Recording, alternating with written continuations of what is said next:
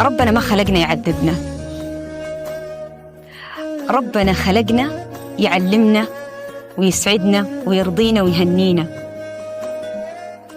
ما في إنسان كان عنده حسن ظن بالله الله ما أعطاه وأرضاه.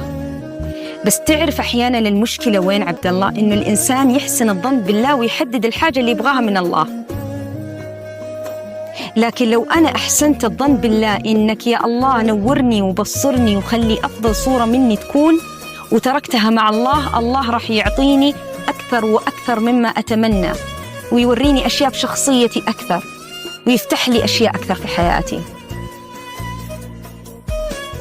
فأنا مؤمنة جدا إنه الإنسان اللي عنده نية طيبة وصادقة، إنه الإنسان اللي يعتبر الحياة آلام وتحديات لأخذ خبرة وفائدة، إن الإنسان اللي ماشي بتوكل على الله يكبر ما يصغر، ينجح ما يفشل، يتعب شوي بس والله راح يوصل.